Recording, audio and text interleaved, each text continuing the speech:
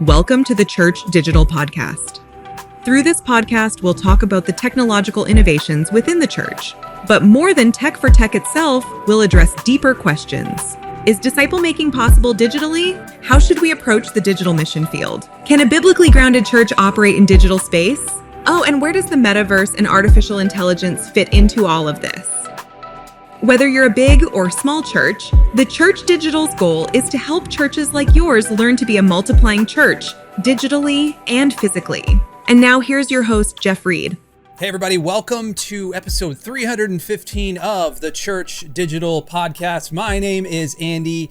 Of course, I am not Jeff Reed here, and we were giving Jeff another week off to recover from everything that happened in Korea at the Lausanne conference, and I'm sure he's going to be full of stories and connections and networking opportunities, and the things that happen at major conferences like this, especially a global conference like Lausanne was. But actually, today, we are taking over the podcast yet again, just like we did last week when we got a chance to talk with Ian Simpkins, who, if you do not know Ian Simpkins, please go give him a follow on all of the socials. That dude is doing digital in a minimal and simplistic way, and yet it is anything but minimal and simplistic in its message. And my goodness, go listen to the episode. Go follow Ian Simpkins. That's episode 314. It'll be in the doodly-doos below. If you're watching this on YouTube or if you're listening on podcast, it'll also be in the show notes. But this is episode 315, and we, as the hybrid disciple, are taking over. And one of the things that Ashley and I really were doing when we were recording these episodes, we recorded them all in batches, and that's just kind of little tricks of the podcasting trade. And one of the things that happened was as we did a bunch of our interviews in season 2, we noticed that there was kind of a common theme happening. And that theme was discipleship happening in unlikely scenarios. And this episode with Katie Bulmer, who you're going to meet in just a few seconds, is unlike any other episode that you're going to hear. Katie is a podcaster. She is an author. She's a motivational speaker. She does, she runs the Truth in Your 20s. Like it is a very women and female centric thing. But don't let that kind of shut the episode off and just be like, well, this is only for women and yada, yada, yada. There's so much truth that Katie brings to the idea of digital discipleship, and more than just digital discipleship, doing discipleship in different spaces and places than we're used to.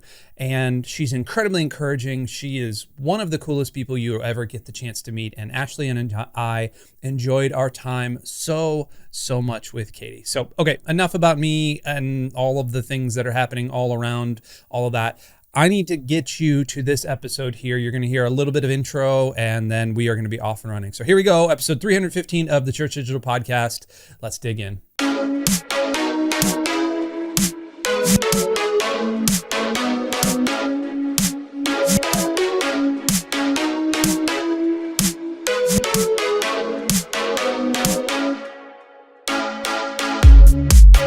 Well, we're back, and we are opening episode 5 here, much like I have been opening the rest of our episodes in season 2 so far, with the saying, this is a fun one, but it is. This is a fun one. Ashley and I here on the Hybrid Disciple are joined by Katie Bulmer, the host of the Truth for Your 20s podcast, and she's got books and speaking gigs and all sorts of things all over the place. She's a mentor.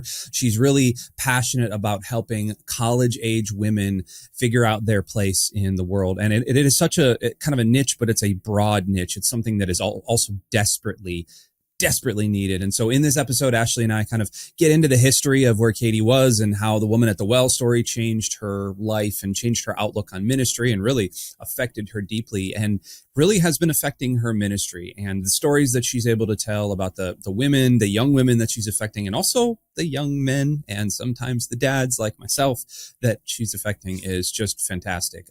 I can't wait for you to hear a lot of this, but I also can't wait to hear some of your follow-up. We've been getting a lot more engagement and follower stuff traction on YouTube and on Instagram. And if you're not actually following us on YouTube or Instagram or on TikTok, and if you're not one of those that has actually hit the old subscribe button or thumbs up or anything like that, please go and do so. We'd love to hear from you.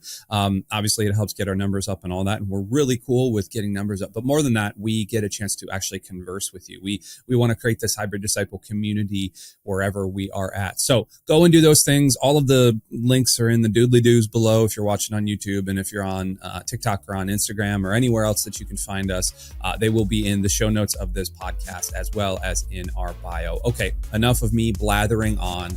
Let's get to Katie Bulmer here on the Hybrid Disciple.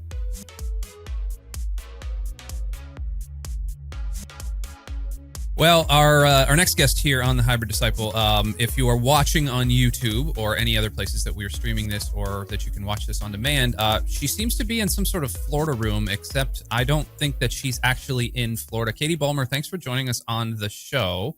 Where are you in the world? Thanks for having me. I am in the mountains of Chattanooga, Tennessee. So not Florida, but I am a plant nerd. So When I'm not doing what we're going to talk about today, I'm fiddling in the garden and with my plants. So here's my other children behind me. I like that. Okay, I was going to ask if you had named them, Fernie and Rodriguez or something along those lines. Now, the mountains of Chattanooga. Actually, I used to live just north of Atlanta.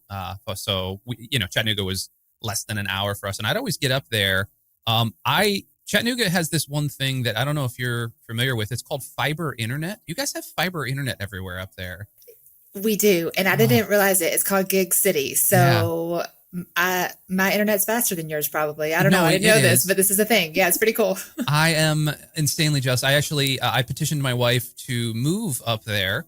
She said no, because that's where we can't go there just for the internet. Like, you'd need to give me some sort of other reason, and I couldn't. So, hey, Katie, throughout this show, if you can give me a reason to move up to Chattanooga, like, I'll be there in a moment's notice. I'll be glad to show you the mountains in the distance. They're gorgeous. Awesome. Love it. Love it. Love it. Well, Ashley actually introduced me to Katie through, yet again, we were talking off camera and behind the scenes, and a lot of people talking about the fact that you can't make real relationships online and do all these other things. And Ashley and I have never been online, even though we've done 1,000 podcasts together.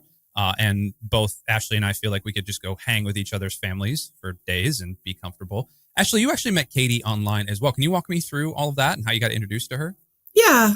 So Katie and I both have TikTok, and we both, I would say our target audience is the opposite side of the same coin.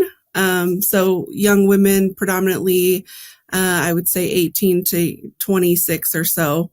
And the women that I kind of target are women who have gone through really grimy situations, may still be in really grimy situations, whether it's through sex work or sex trafficking or strippers or just young women whose society as a whole kind of set aside because of my testimony. And Katie works very closely with young women who just are more, I would say, mainstream, but who really may struggle with self-worth, because that's a common thread among young women today. And so the FYP, which I don't know how, it's just the way that TikTok determines who you want to see and who should see you. I don't know if she saw me first or I saw her first. But I started seeing her content and followed her, and she started seeing my content and followed me.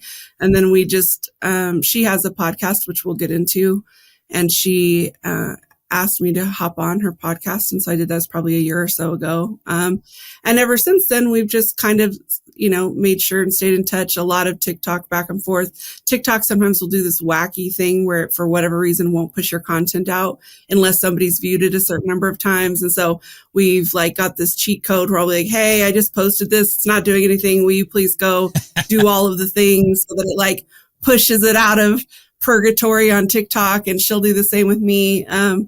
And I listen to her podcast now.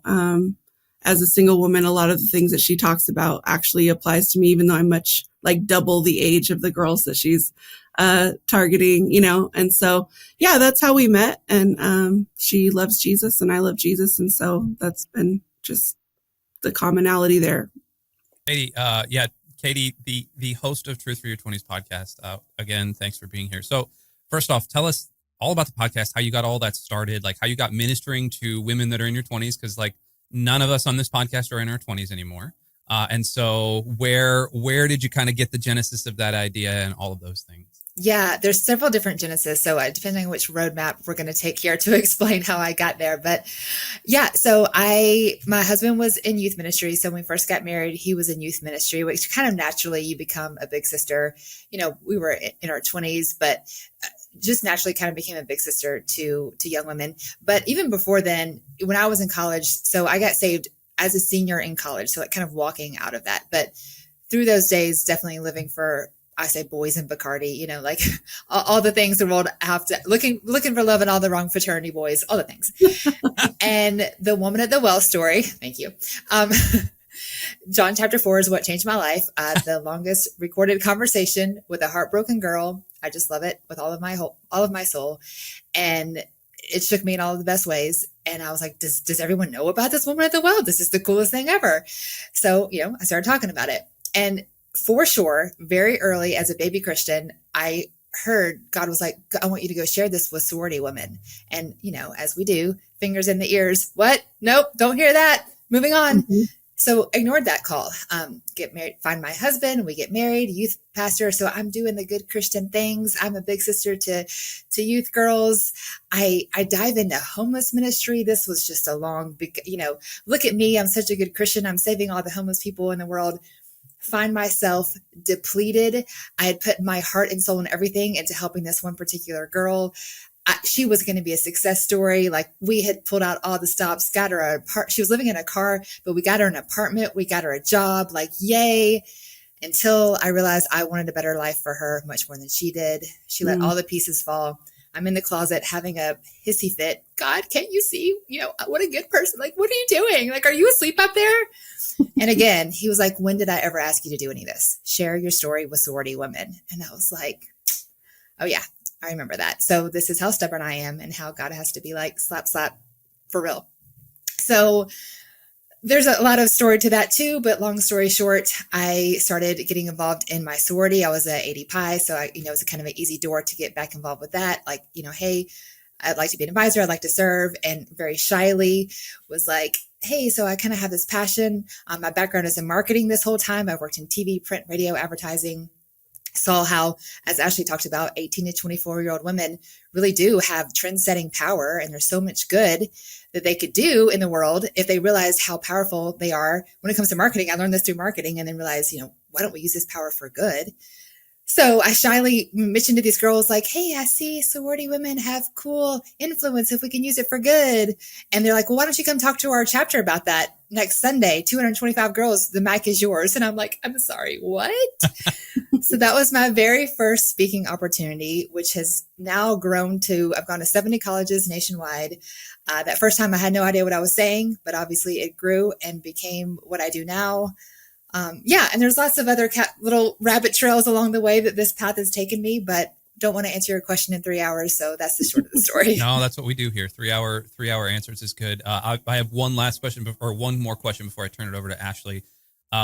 Did it feel, as you were going back into a sorority, to really offer your services as an advisor, did you see any of the impact you were actually going to have, or was it kind of, you were focusing on the day-to-day, minute-by-minute kind of discipleship pathway that you were going to be taking? Yeah, I would say I had no idea. And really kind of to get me in that, I was so this whole time working in advertising, also became a yoga instructor who saw that coming, and had a young lady at my church. So I hear this, I have this, meltdown moment in the closet. God, can't you see how hard I'm working? He's like, hello, share your story with sorority women. But then I'm like, what does that even look like? I'm like 30 years old at this point. Do I go knock on the beautiful sorority mansion? Hey, God told me to come talk to you guys. That won't be awkward. Call the police on me. But a young lady at church said, hey, aren't you a yoga instructor? Can you come do a yoga class for our sisterhood? And I'm like, can I ever? And this was an AD Pi, and that's what I was. So it was like a natural lead. Started doing classes with them, started get to know the president, and then that's when she invited me to come speak. And so, yes, no clue. 100% God wanted me to get there more than I did. I did not have a vision for it. I stumbled like a doofus along the way to get to where I am now. Yeah, it's amazing. I say all the time that when I look at like the totality of my life, how even the weird, seemingly obscure things that you happen to fall into, how those things even play a role in what your ultimate purpose and calling is. And the concept that God wastes nothing is so, so true, because even I say all the time, like, I grew up in the middle of nowhere, northern New Mexico, like 15 miles from a town of 2,000 people, 2 hours from a single stoplight. Okay. Wow. I was obsessed with West Coast gangster rap in high school. Tupac? Yes. And my dad would be like, I don't understand how you identify with this at all. It just doesn't make any kind of sense. Like, F the police. Like, there are no police here. Like, why are you even like, this just doesn't make sense. Right? Like, nothing. And, you know, my church predominantly focuses on urban spaces, and we have a whole section now called hip hop hermeneutics, and it's like lessons in hip hop, and like the little, you know, the 13-year-old kid in the middle of nowhere, New Mexico, that should not have been obsessed with, you know, all of the West Coast hip hop things. It all plays into that. So it's always interesting to me when I hear people's stories and they're like, well, I just happened to start teaching yoga. It didn't really make sense. And then that one seemingly minute thing that you just did because you enjoyed it can be something that completely launches an entire section of ministry that you would have never, you know, even imagined doing. And so I think that's just an interesting thing about God. Like, as people, this is obviously a minor preaching moment, but as people are going through life, you know, don't think that the obscure thing that you're really interested in isn't one of the things that God wants to use. I mean, even gaming, like, you know, you have people who are super obsessed with video games that are now able to minister to an entire group of people that nobody else can reach just because they like to play Call of Duty. You know, it's not a minor thing. Like, God puts the things that we like and the things that we desire to do. I think that those are all intricate parts of who he creates us to be, to reach the people that we need to be able to reach. So, whenever you decided to launch the podcast specifically, what was your mindset behind that, and what caused you to want to step into the podcast space? Yeah, so that's actually the youngest of the things I do, if you will. So, you know, I kind of dove into what I'm doing with the ministry to sorority women, but that wasn't really a thing until I launched an ebook. They told you to do this back in the day, like to do an ebook to get people to get on your email subscriber list. No idea what I was doing, but that ebook, I had some sorority women. This is really good. We can shoot the cover of it. We can help lay out the graphics, and it turned into an actual book, just printed through Amazon. Like, the average person could do this. I had no followers. I was like, you know, no idea what I was doing. So I had this actual printed book. I go to some conferences and I'm like, hey, you know, very shyly again, I have this book that I see the incredible trend-setting power of sorority girls, but it's probably not good. And they're like, yeah, why don't you come speak to our chapter? That's how I got speaking opportunities. That's how it started. And so anyway, that was the book, and then the speaking opportunities. The podcast happened, it's probably about 4 years old now. And so that happened just really wanting to have longer conversations about things I was saying on social media. As we know, our attention spans are getting shorter, and there's only so much you can say in 15-second TikToks or even, you know, minute long. And there was just so much more to be said and so many more conversations I wanted to have. And the podcast, I was actually being interviewed on several other people's podcasts, which is wonderful. And I was like, I have a lot more to say. So I did that. And then I thankfully have had the opportunity to interview a lot of people too. A lot of it is interview style, but I'm on the list for a lot of publishers. So interesting people who have books coming out, I get to meet them. And I always ask them at the end of every interview, if you could have coffee with your 20-year-old self, what would you say? And that's so fun because I get to hear from really cool people who are doing good in the world, what they would say. And yeah, so that's kind of how that all came to be. And how do you feel? Because we give advice a lot to spiritual leaders and pastors and people in nonprofits, et cetera, about the digital space specifically. And you hear gurus, like I jokingly say, don't come at me in the comments, but my patron saint is Gary Vee. So the patron saint of marketing, Gary Vee, he says that he thinks everyone should have a podcast, that there's literally no one on earth that should not have one, because one, you can chop it up into short form content, but two, that we all know at least several interesting people that don't ever get their stories out there, or whatever the case may be. So as you stepped into the podcast space, what are your thoughts about ministries having a podcast outside of just their general ministry stuff, like outside of preaching, outside of, social media, outside of that? What are your thoughts on that? Okay, about a podcast, I don't know that I would say everyone needs a podcast. It's a lot of work. It is. I mean, Gary Vee's great, and maybe I can certainly open to be argued with that. But I will say that everyone needs to be showing up online. That is such a low hanging fruit. Literally, like before we got on this call, I got a comment on one of my posts, and I get this all the time, you guys. Are there any men talking about healthy dating culture like Katie is? I get that all the time. And I'll talk to guys every now and then, and I'm sure there are, but I just don't hear it. If there were 1,000, there needs to be 1,001, because especially Christian voices, like, how crazy for you to be thinking, I'm not good enough, I'm not smart enough, I don't know how to do TikToks good enough. Just say something. Fail, get it wrong, learn, delete the stupid post once you see it's better in a year. But you have to start somewhere. I mean, some of my first TikToks were stupid, but I had to start to figure it out. And yeah, I'll get on my soapbox about this, but your listeners are the target audience for me to strangle with love and tell you and shake you behind the shoulders, like, show up online. Your voice is needed. There are a million loud voices out there. There are not enough true voices. Mm-hmm. And as someone who speaks to young people, there's a lot of confusion. Again, even if you see 3 people on your browse that are saying something similar to you, your voice is still needed, because you might be into gaming, like you said. You might live in a different part of the country. You might have brown hair or blue. People are going to relate to you differently than Joe Blow, who's saying the same thing. Say it. Say good things on the internet, please. This is me begging.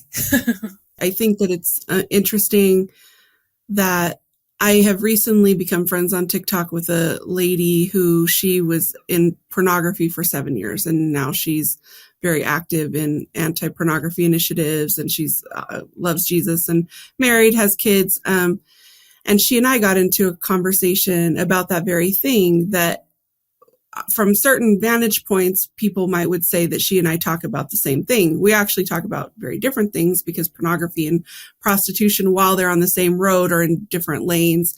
And so somebody had told her, well, I already follow this girl over here, and she says blah, blah, blah. And we were kind of chuckling about it, because if you were to scroll through the people that follow me versus the people that follow her, they are drastically different people. They are not even remotely the same people. And it's not because both of our audiences don't understand or relate to the other person's stuff. It's just the way that I package things and deliver things is a completely different way than the way she talks about things and packages things. And I think that we have to wrap our heads around that the gospel is the same way. Whenever you are in faith circles, there are ways that, you can take mega famous pastors like, T.D. Jakes, who is a phenomenal preacher, obviously known all over the world, is nothing like Stephen Furtick. Nothing. Now, he did mentor Stephen Furtick. I think that they have a pretty solid relationship, but stylistically, visually, so would you tell either one of those men to stop preaching because they weren't like the other man? That's just completely insane. Like, of course we wouldn't say that. Like, and you could compare Mike Todd to Billy Graham. Like, they're both, you would never tell either one of them to stop sharing the gospel, because they just identify with a completely different group of people than, I do sometimes wonder what Billy Graham would say about each individual, like, new up and coming pastor. Like, I'd really like to hear his thoughts sometimes, but that's a rabbit trail we don't have to go down. So, I think that you're right. I think that I do believe, though, that if you are in a medium to large size church, and and you have the staff for it, I think that they should have podcasts outside of just traditional church. Because sometimes, for instance, Impact Church, I am in Phoenix, Arizona, in Scottsdale. That's a big church, and there are so many retired and current professional sports team people that go there. That church is known for that. Like, people retire from the NFL, they move to Arizona because the heat's better for their joints, and they all go to church at Impact. And, to sit down and have weekly conversations with these solid believers that are men that have that presence in the world because of what their career has been could be game changing. So it's kind of like, I think that ministers that are in that space that have the staff 100% should do that. Yeah. Their voice is needed for sure. Show up. Show up. Yeah. So I actually, following up on that, your target audience is obviously women. Do you have, that's a two-part question. Number one, do you have men that listen to your show? Number one. And number two, if they do you ever get any feedback, positive, negative, otherwise, from men who are trying to actively partake in what you're putting out into the universe? I know that they're there. Obviously, it's the minority. I have heard through DMs or emails or whatever from a few. And it's funny. I got an email one time. It was like a 40-year-old dad. And he's like, I know I'm not your target market, but I have daughters, and just thank you for what you're doing. And so that was really kind. I can't think of ever having pushback from guys. So that's nice. Now, what's funny is I'm a speaker to sororities. So I traveled to all these sororities, and more often than not, there's at least one or two guys in the audience, even if they're just doing sound, or he's the fraternity sorority life director or whatever. And I'll say, women's empowerment gets a bad rap, because then that gets into the feminist rabbit train. And that's not what I'm about. But I'll say things like raise the bar in dating, don't date dirtbags, stuff like this. But 10 out of 10 times, the guys are always like, thank you for saying that. These are good guys who agree with what I'm saying about stop putting up with guys treating you like crap. I mean, most good-hearted guys are like, yes, thank you. So I guess the short of the story is I don't have a lot of guys in the audience, I know, but the ones that I do, I've always heard good things about. And I have had probably the most common guy-related comment I get is that, like, are there guys out there saying what you're saying, Katie? And I'm like, maybe, I guess, I don't know. But if you know who they are, tag them. And I would love to be friends and help cheer them on and share their stuff. And I'm on your side. I love that. You hear that, listeners? If you're in your, if you know about males, if you want to step in and have a wide open niche, here you go. Like, Katie's handing it to you on a platter, like giving solid relationship advice. Yes, we can set up a phone call. Basically, what I'm asking guys who want to talk about what it looks like to date with integrity, what it looks like to, hey, you know what? It turns out God's design is best. He isn't trying to hold out on you because he's mean. He loves you and he wants what's best for you. Grace with truth. These are conversations that need to be had, because I can tell you, Cardi B and a lot of other people are just saying a lot of other things in the world, and there's confusion, if nothing else. And there might be lack of conversations at home, and their 19-year-old friends aren't much help. So they need positive voices in the world. And we always say, I'm a mentor. I do online mentoring as well. But sometimes the people who mentor me and the people who mentor the people on the other side of this conversation, you might not have met them in real life, but thanks to this world that we live in, this modern day, you can be a mentor to potentially thousands of young men or young women by picking up your smartphone. What's in your pocket? It's just amazing. So with that in mind, whenever it comes specifically to discipleship, because we really want people to understand, mentorship, discipleship, those are very synonymous things. I think mentorship is a more broad term used in a more secular society. Discipleship, I think, is mentorship with just a deeply spiritual element that is obviously focal. What would you say, how would you say discipleship plays into what you're doing? Because you're in an interesting place where you don't necessarily know what someone's spiritual walk is. Like, they might be believers in Christ. They may not, they could be agnostic, or there's a myriad of things. And I think it was our second episode, I talked about the difference between covert and overt discipleship. So there's overt discipleship where someone knows you really well. You absolutely know they're a believer. And they may even ask you like, hey, Katie, I see you and your husband have an amazing marriage. You have healthy dynamics. I know that you love Jesus. This is something I want. Will you disciple me? Like, can I purposefully step under? That's like overt discipleship, right? Like it's overtly, you're clearly discipling them. There's no secret. Then I said I believe that there's something that's called covert discipleship, which is when people want to be around you for whatever reason, and you're not necessarily full on like giving them like biblical truth with the proper jargon, right? Like Jesus said, or the Bible says, but you're very definitely giving them biblical and scriptural principles, and they walk away with a seed planted in them. And I think I call that covert discipleship. Like you're discipling, you're just like under the radar. So my question is, whenever it comes to discipleship and what you do, how do you kind of define the two? And do you believe that covert discipleship is a thing? Covert's the more under the radar one, right? Mm-hmm. Yeah. I haven't thought a lot about it, but my hot take is yes. I say I do that when I go to colleges because when I speak to, I'm booked by universities to speak to 400 girls at their sorority, like their Panhellenic or whatever it may be. I am speaking the truth. I am doing a lot of things, pointing them to good habits, good, healthy behavior, but it is not like a Christian message. Now, my podcast is definitely faith-based, my social media, that kind of stuff. When I do online mentoring, a lot of people will book a call with me, and I almost always and I ask, like, do you want faith-based advice? And they know me enough before they book a call and spend money, like they probably know what I'm going to say, right? For the 6-week mentoring, I say, like, if you are not interested in biblical advice, I'm not your girl, because I can't do that deep dive and not point you to Jesus, because I'm not doing either one of us any favors. Mm-hmm. I can think of very few conversations I've had with just the one-time call that they were like, yeah, I'm not really interested in that. Most of the time they are. So I guess the short of the answer is when I'm, going to a college, I do have a more like under the radar, if you will, type of conversation, and then hopefully pointing them down to a more intimate here. Okay. Hopefully you liked what I said. Hopefully I gave you some good advice, but I can't do any magic.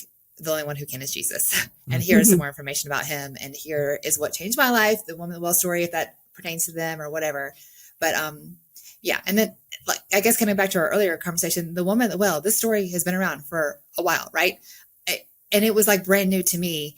And I remember doing a Bible study at our local college and sharing that this was another girl. She's like, wait, did you know that like she left her water jar there and went to go speak to the town? I'm like, I mean, yeah, that's kind of like the main part of the story. Like, of course I know that, but she's 20. This is brand new to her, And so back to our conversation of like, you think everything's already been said. You think that all the main stories, like maybe someone out there doesn't know that David killed Goliath and why that's important, right? Mm-hmm. And if that's a story that like totally is important to you, share it why it applies. Yeah, I have a very similar love affair with the story of Rahab, because in the story of Rahab, and I grew up in church, I had obviously read it many times. In the story of Rahab, she hangs a red cord out the window, and I actually teach a lot when I preach about things in the Bible, because I feel like if the story felt the need to mention that object,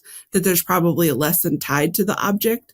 And so anyone who understands the historical significance of that red rope, it was something that she would have had to hang over her door to let people know that she was a prostitute. And in order for her and her entire family to be saved, she had to hang what she was out the window. She had to fully own who she was, to first let her saviors know that she was this thing so that they could rescue her. It was like a way of identifying her, right? That's how they knew not to kill her, but also the amount of freedom that brings. And if she had hidden it, they would have all been killed.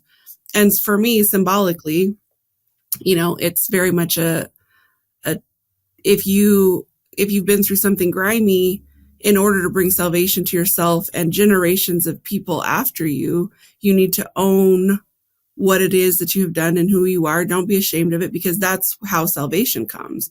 And that's how freedom comes, is by hanging this thing out the window. And I have preached that at multiple women's conferences, obviously longer and more articulately than that. And over, people are like, I have never, ever, ever, ever in my life, like, correlated those things. And so you're right. And it goes back to what we're saying about how something that I say will hit one particular group of people, even if it's the same story. I mean, you would probably teach the story of Rahab from a different vantage point. Andy, you would teach the story of Rahab from a different vantage point. And so it's the necessity for being very present online, I think, is really kind of the main thing that people need to hear, I think, is just, it's not about, oh, there's already 500,000 pastors that are preaching. And it's funny because, so Andy and I have been on a podcast recording, like, grind. We recorded several last week. We've recorded several this week. We're basically recording a whole season in 2 weeks. And so we've had lots of conversations. And so, but what I'm noticing is in every single conversation, what comes up is it really, you cannot focus on the size of the audience, rather the impact that you could potentially have on a single individual. And that has come up, Andy, I think in like every single, all of them, like all of them. It's like every single one of them is like, if you can't be focused on, well, I may not have as large of an audience on my podcast as Katie has on her podcast, or, you know, you may not have as big of a following on TikTok as I have on TikTok. But does it really matter though? Because that one person that needs to hear it, God's going to make sure that that one person hears it. But if your voice can't be found, then it becomes a problem. And so I think that that's interesting, Andy, that, I mean, and we've had people, then we interviewed Ken Arrington, who's in Puerto Rico planting gardens. You know, do you follow him on TikTok? No, sounds fascinating though. He's amazing, but you should follow him. But he's like a biblical historian and like does crazy, amazing things with him and his wife. But you two are very, very different, and you are saying the same thing. And then Ian Simpkins, we interviewed him. He said the same thing. Like, it's just been like person after person. So I think this season is like, and it's the same thing that God's been putting on my heart since December, that I've been posting about on TikTok and my Instagram, which is impact over accolades. Like, God is 100% more concerned with your willingness to show up and be impactful than he is with whether or not you have a zillion people that are listening to you. Yeah, I have a quote in my little quotes that inspire me thing. Anyways, obedience doesn't require an audience. And so it's just showing up. And now, of course, there are ways to show up better. Like, people listening are obviously people who have great things to say. And you YouTube that all day long for just different ways to film your videos, to make it effective. But don't let perfection stop you, because it's better to take some action than wait for perfection, because that's never going to happen. But yeah, I mean, make your video a little engaging if you can, do a little bit of work, but mostly just hit publish. Yeah. When I first started, and even now, kind of my TikToks, and I mean, I film like cinematic commercials for professionally, like that's what I do. And my TikToks, I am like, meh, I'm just going to talk into this phone. Cause originally kind of like whenever God was like, well, it wasn't God. Well, it was, I guess it's probably God through my daughter. My daughter's like, Mom, you need a TikTok. And I'm like, I'm not doing that. And so I did it very begrudgingly, you know? And so I definitely didn't put any effort into it. And now I try to do more, and I just find that my lane seems to be just film what you film and put it out. But I agree. Like, there are so many ways to learn how to be more engaging. So Andy, what were you going to say? I was going to ask, so Katie, you are relentlessly positive. And I mean that in a good way. Like there's sometimes you meet people that the positivity is forced. But everything that I've seen from you on social media, I admit I have listened to probably a number of your episodes covertly. Yeah. I have a 17-year-old daughter. And so she's my girl. She's going to college next year. We have a 19-year-old son, and I was fine kicking him out of the house. But the 17-year-old girl, I don't I think she's actually currently like right above me, sleeping, taking a nap before she has to go to work or track practice or something. Like, I don't want her to leave the house ever. I want to like, just no, she's not going to leave. Boys are idiots and stupid, and the world is bad. And so what you're saying is relentlessly positive to women, and I super appreciate that. Do you ever find yourself getting into a rut because of that? Do you ever find yourself like repeating the same thing over and over and over, and then going back to the Lord and saying like, hey, I need something new here? Or are you just like that superhero, single-minded, I'm charging this thing down and I'm running it down come hell or high water? Great question. And thank you. We love our young women. I have 2 daughters as well. I always say, having 2 daughters makes me very passionate about the next generation of young women. So that's another thing that God did. It's funny. I would have told you, as we pretending like I know, that I was going to have 3 boys. And again, God's like, that's cute. But let me show you what you need. So to answer your question, okay, well, one funny story that is actually a perfect example of this. I have a video that I did. It's not even my audio. I said, just a reminder, he's not your soulmate. Why your soulmate would actually want to date you. Okay. I've posted it twice. It performed all right. I was in this TikTok rut, as you alluded to earlier, Ashley, where none of my videos were getting any. So I was like, whatever, let me just post this again. I posted it before. We'll post it again and see what happens. It is still going crazy. We're over 500,000 views at this point. I've had people, how dare you? My soulmate is going to date me. He loves me. Wow. Thank you so much for saying this. It's just gone the same exact video that I posted before. So I've been very encouraged to do the same thing. I have reposted some content. I've said the same thing different ways. I talked to something about how when our grandparents dated, they had less options, but the marriage, usually had a longer longevity in those days. Now there's a million different factors we can unpack, but are we really better for having thousands of options that we swipe through on the internet? I said this whole thing in about a minute video. I said the whole, we're not better. Right? And then I kind of unpacked that and said the same thing in 7 seconds. So it's just so interesting that you can kind of say the same thing. And especially if you've been on TikTok or, any form of social media for a while, you said the same thing 6 months ago, say it again. You can post the same exact video like I did with that soulmate thing, or you can just unpack it in a different way, different song, different video, different whatever. So I guess I have social proof that saying the same thing doesn't get old. And think about the way we are, like we scrolling through, oh, wow, that's really good.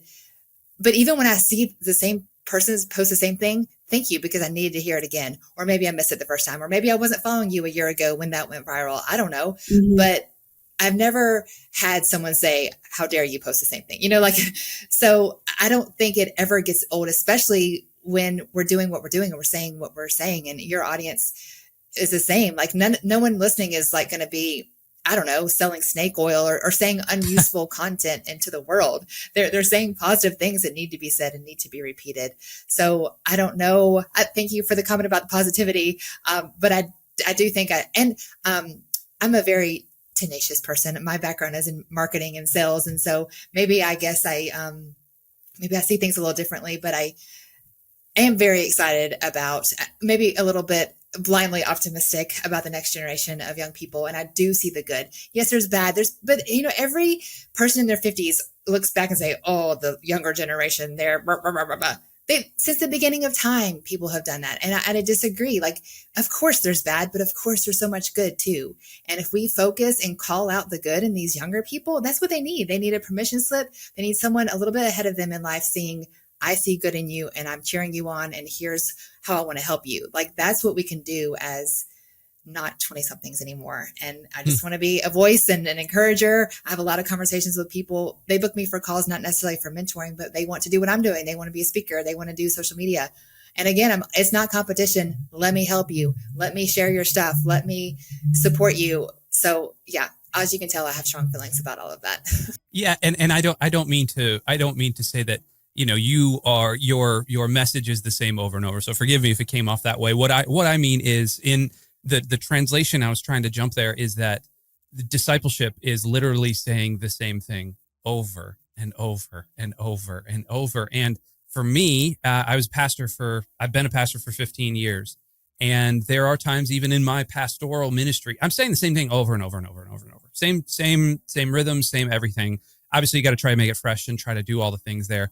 But there are times when I'm discipling somebody, it's like, man, can you not get it? Can you just not get it? And that's me being a hard-headed, like I'm a 1 and a 3 on the Enneagram. Like I'm very braggadocious, and you're 3 as well. So I think there's a marketing thing there as well. Like that's how it is. But for me, like I run out of energy, and the thing that amazes me about you is that you're not running out of that energy. Like you're continuing to. So I commend you for all of that. This is me patting you on the back and saying like, well, okay. My mom is 70 and she does all the costumes for the middle school play. Like she's just a little ball of energy. So I think I got it from her. Wow. But I do that for mentoring. I feel like I say the same thing on calls. So I ended up recording the same things I go over for a digital course. And I encourage like, hey, why don't you buy this instead of booking a call? Because it's cheaper and I'm probably going to answer your question.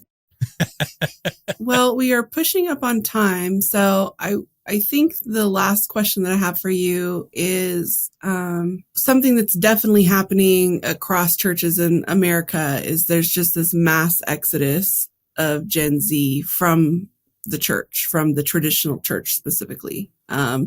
They are very hungry. I work with a ton of Gen Z. You do as well. Andy does too. It's not that they don't want to have a relationship with God or they don't want to have a relationship with Jesus. They just feel some kind of way about traditional church settings for a myriad of reasons. Some of them valid, some of them not valid, but valid to them. So if you were talking to a room full of pastors that were wanting to figure out a way to re-engage Gen Z specifically in an impactful way, what would your advice be to them? Yeah, there's a lot, Tim.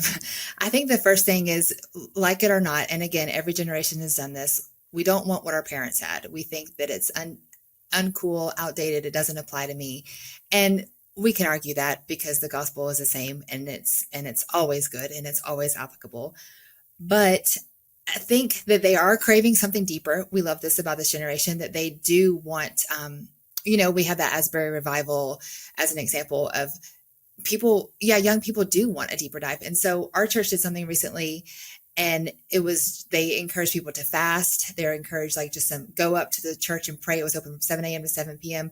Just a more intense, which sounds crazy because a lot of people think, Gen Z wants to sleep in all day and not work. And I mean, I'm sure there's statistics on that too. But what I see is the people who are interested in church, they're searching for what's real.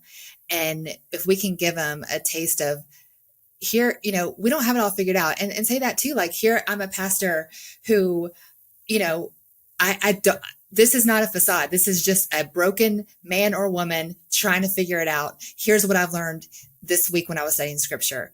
I think this is interesting. What do you think? Have a conversation. And I think that what I see is a lot of pastors doing that, having a lot of great conversations.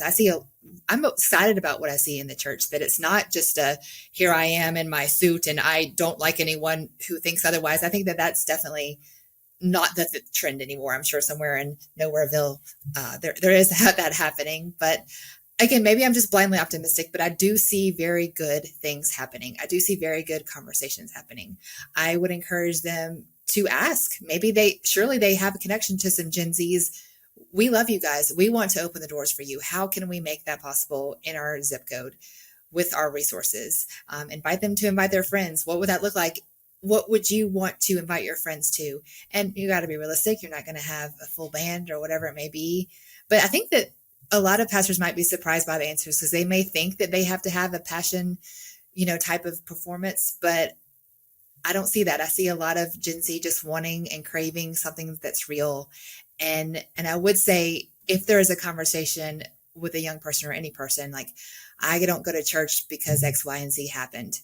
I get that, but I would say don't judge Jesus based on Christians. We get it wrong. Mm-hmm. The church gets it wrong. We're all a bunch of broken people. And if we were all perfect, then it would be messed up when I attended or when you attended, So just conversations to have, just some, vulnerability, to be like, we're all figuring it out. Would you like to join the party as we figured it out together? Something like that. I mean, that's like a mic drop moment from Katie right there. Like we're all broken, we're all messed up and broken people. She's just gonna walk away with a clock on her neck, like Flava Flav. Flava Flav, you made my day. Yeah, come on, like nobody knows Flava Flav anymore. I guess that's all three of us. He's a Swiftie. Yeah, that's the. Did you know this? Yeah. Yeah, no, I saw you lift up there. You're gonna have to catch that on YouTube if you didn't get a chance to do that. Katie, last question for me. What's going on in the future for you? What's the next weeks and months look like for you in terms of podcasting and life and all the things there? Oh, well, I have a dream for another book, baby, based on my homegirl at the well. So look for that. Hopefully. I'm just loving the age of our daughters. We're just very involved in their lives, soaking in those moments as they are getting older, as you alluded to. I'm right there with you. And just loving it, loving life, loving all the things. We're involved in all the sports and all the things going on. And of course, my plant babies as well. And we have a puppy that made me question my life decisions. She's almost a year old and she is a handful. It gets better with the puppy. Trust me. It's, we've gone through that a couple of times. They stopped chewing on my latest puppy. She chews on the baseboards every once in a while. And I can't figure it out. And that's going to be frustrating to fix. Is your puppy at that point yet? No, but get that apple spray. There's this bitter apple spray you can spray on stuff. Okay, you have that. Yeah. Okay. Yeah. No, she's just psycho. Okay. You know, some of them are. I love it. Some of them are. Yeah. I love it. But our daughter loves her, so. Oh, of course. We are so appreciative of you joining us on the Hybrid Disciple. We're going to have all your links and all of the everything for Katie in the show notes and in the description below. Katie, thank you so much. Yes, thanks for having me.